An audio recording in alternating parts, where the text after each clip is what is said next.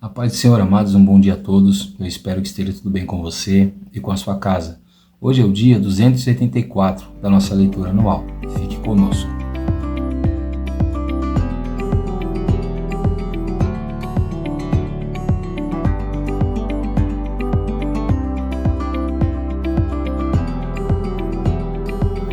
Bom, amados, nós estamos iniciando hoje o estudo do Evangelho de Marcos. E a nossa porção diária de hoje vai se encontrar do capítulo 1 até o capítulo 2. Separe um tempo no seu dia. Eu espero que você consiga fazer essa leitura, meditar na palavra de Deus, pois creio que Deus irá falar poderosamente com você. O nosso texto devocional de hoje se encontra no capítulo 1 e no verso 14 do Evangelho de Marcos, 14 e 15, né? E a palavra do Senhor vai nos dizer assim: Depois de João ter sido preso, Jesus foi para a Galiléia, pregando o Evangelho de Deus. Ele dizia: O tempo está cumprido, o reino de Deus está próximo. Arrependam-se e creiam no Evangelho. Amém? Bom, nós vamos ver, ao estudar os Evangelhos, que nós temos relatos bem parecidos, né? E alguns pontos semelhantes. Porque os três evangelistas primeiros, né, Mateus, Marcos e Lucas, se preocuparam em retratar a história e a vida de Jesus. Lógico que cada um vai dar um pouquinho mais de ênfase naquilo que eles acharam mais importante. Então, por isso você encontra alguns materiais em um evangelho e no outro você não encontra, né?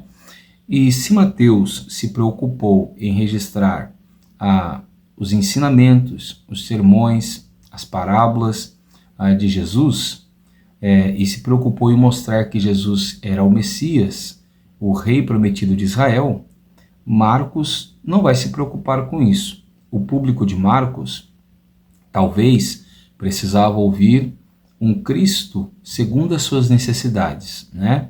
Então nós temos no Evangelho de Marcos um Cristo mais preocupado em ajudar, em curar, em restaurar a vida das pessoas, do que em ensinar. Porque o público de Marcos precisava conhecer um Cristo que poderia ajudá-los em suas dificuldades, né?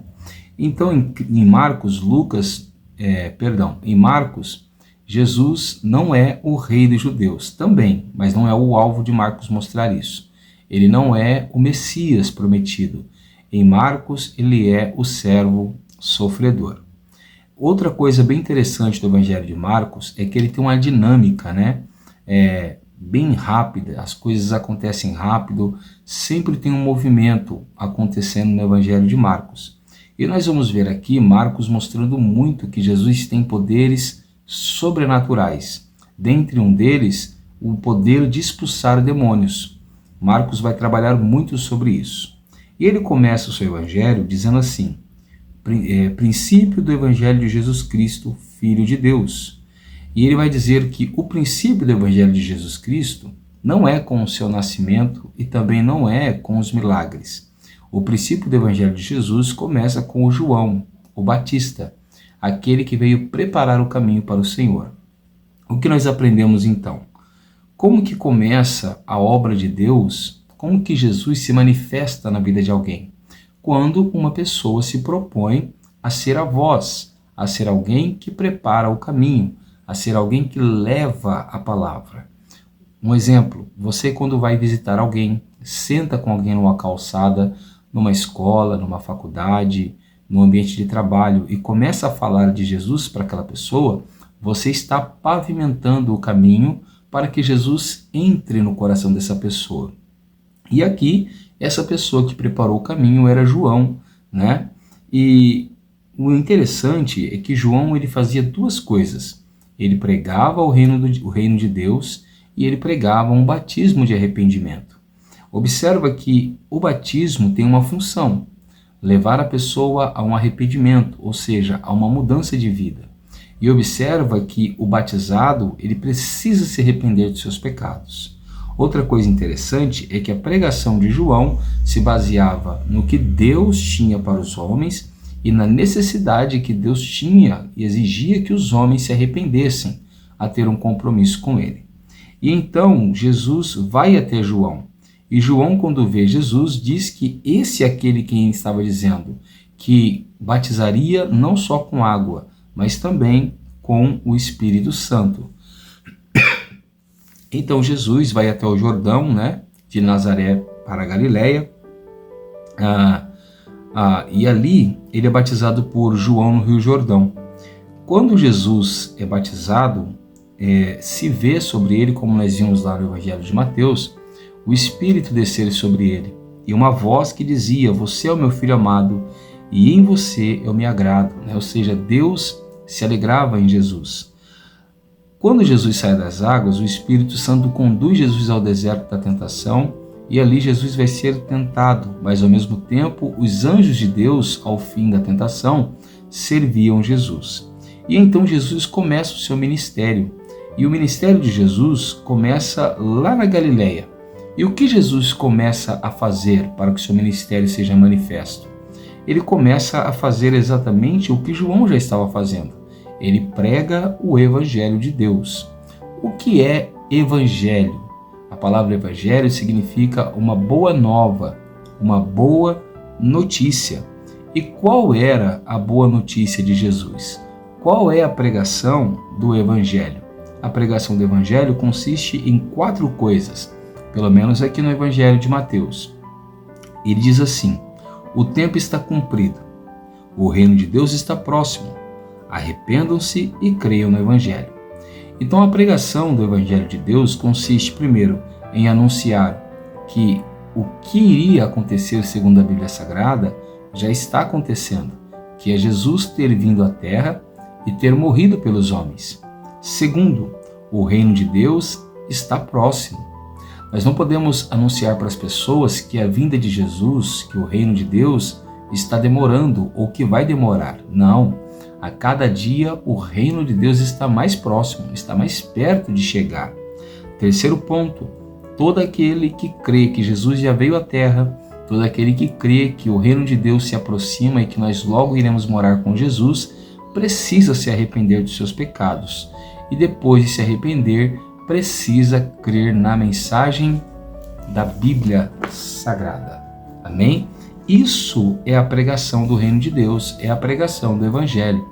Uma pregação pautada somente em dinheiro, em benefícios próprios, uma pregação pautada apenas em motivação, em animar as pessoas, não é uma boa nova do reino de Deus.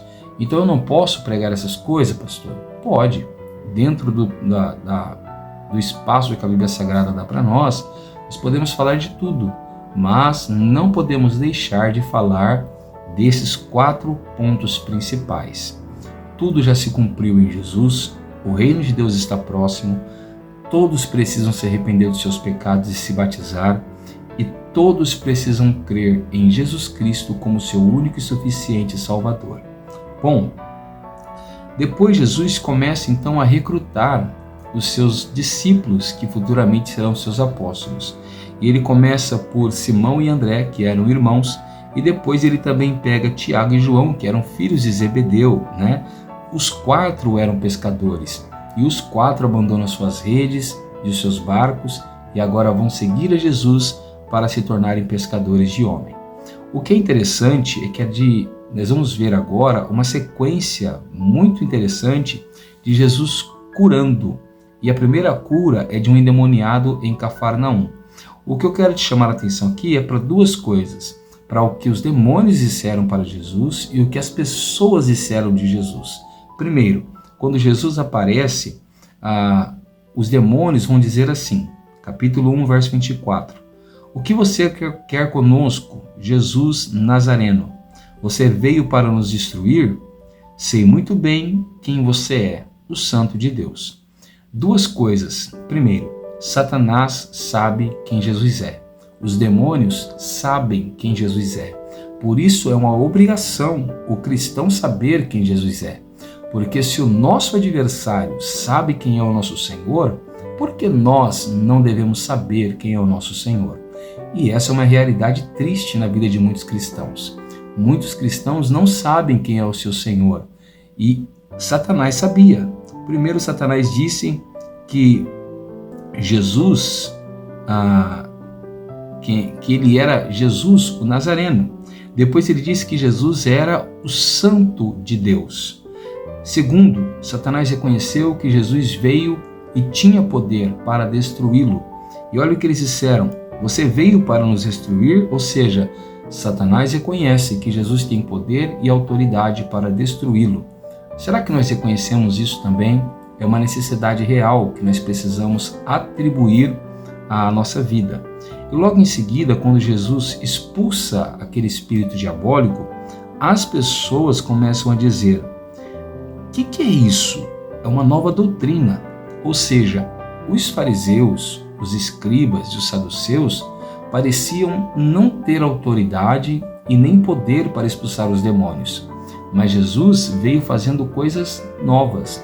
Se Jesus está em nossa vida, essa mesma autoridade também deve estar. E nós podemos expulsar demônios e libertar as pessoas das suas algemas espirituais, né? Bom, logo em seguida, então, Jesus vai curar a sogra de Pedro. Se agora Jesus curou alguém que estava possesso de um espírito demoníaco, agora Jesus cura alguém que está enfermo com febre. Logo em seguida, Jesus opera muitas outras curas. E depois, Jesus entra numa sinagoga para pregar. E o que acontece lá dentro? Ele prega, expulsa os demônios e cura as pessoas. Observa que Mateus está sempre mostrando Jesus trabalhando pelas pessoas, operando algo pelas pessoas. Depois nós temos a cura de um leproso. Eu gosto muito desse texto, porque esse texto nos ensina a praticar uma oração humilde, simples e eficiente. Olha o que o leproso disse no verso 40 em diante. Um leproso se aproximou de Jesus e lhe pediu de joelhos. Esse leproso não foi arrogante, ele já chegou se humilhando. Quando nós nos ajoelhamos diante de alguém, reconhecemos que esse alguém é superior a nós. Então o leproso reconheceu que Jesus era superior a ele, que Jesus era Senhor e digno de adoração.